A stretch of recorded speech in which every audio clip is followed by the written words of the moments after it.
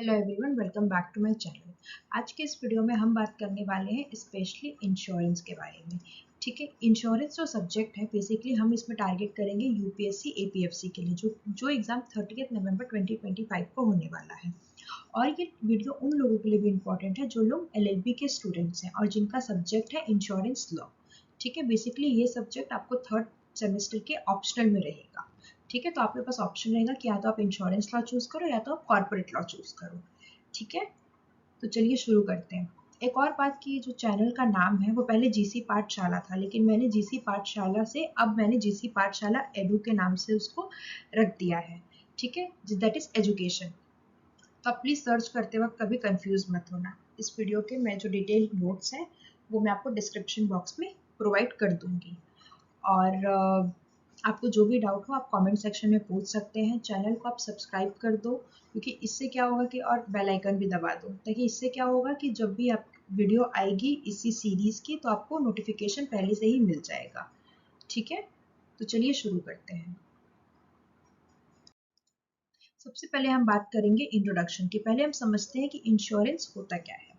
Insurance is one of the most important concept in modern economic and social security. Insurance आज के समय में एक बहुत ही इंपॉर्टेंट कंसेप्ट है, चाहे वो इकोनॉमी में हो या सोशल सिक्योरिटी में।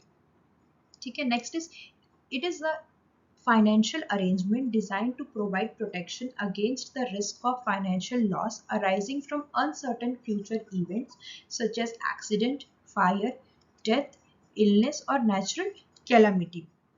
ये एक फाइनेंशियल अरेंजमेंट है जो किसी अनसर्टेन फ्यूचर इवेंट जैसे कि एक्सीडेंट, फायर, डेथ, इलनेस या नेचुरल डिजास्टर से होने वाले फाइनेंशियल लॉस से प्रोटेक्शन देता है।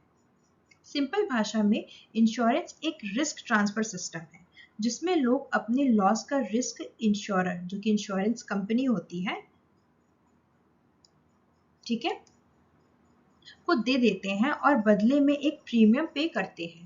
ठीक है, बेसिकली जो इंश्योरेंस होता है ना वो दो पार्टीज के बीच में होता है। एक होता है इंश्योरर और दूसरा होता है इंश्योर। मतलब ये हो गया पार्टी ए और ये हो गया पार्टी बी। जो इंश्योरर होगा वो एक इंश्योरेंस कंपनी होगी, और जो इंश्योरर मतलब जो इंश्योरेंस दे रहा है, और जो इंश्योर्ड होगा जिसको इंश्योरेंस मिल रहा है वो एक नॉर्मल इंसान होगा। ठीक है, ये जो बेसिकली होता है ये एक रिस्क ट्रांसफर होता है। ठीक है, फॉर एग्जाम्पल कि बी के पास एक घर है। ठीक है, उस घर में आग लगने से उसका बहुत कुछ सारा डैमेज हो जाता है। उसने फायर इंश्योरेंस लेके रखा है। ठीक है, और ए एक इंश्योरेंस कंपनी है तो वो अपनी इंश्योरेंस क्लेम कर सकता है। ठीक है, और इसके बदले में जब जो बी है जब वो फायर इंश्योरेंस लेगा तो उसके बदले में वो कुछ प्रीमियम पे करेगा, जो कि दैट इज अ मनी।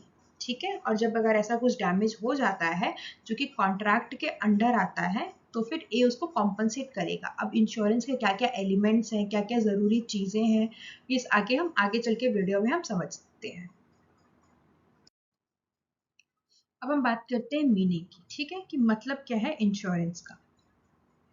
सबसे पहला पॉइंट है, insurance means a promise of compensation for specific potential future losses in exchange for a periodic payment. Insurance का मतलब होता है एक प्रॉमिस या वादा कि अगर फ्यूचर में कोई स्पेसिफिक लॉस होता है तो उनका जो कॉम्पनसेशन है वो दिया जाएगा। ठीक है, it is a contract between two parties, the insured and the insurer. ठीक है, where the insurer agrees to indemnify, that is compensate, the insured for losses arising from certain specified events.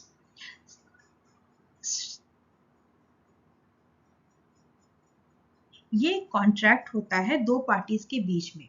ठीक है, जो दो पार्टीज होती है उसमें से एक होता है इंश्योरर जो कंपनी प्रोटेक्शन देती है, और इंश्योर जिसे प्रोटेक्शन मिलता है।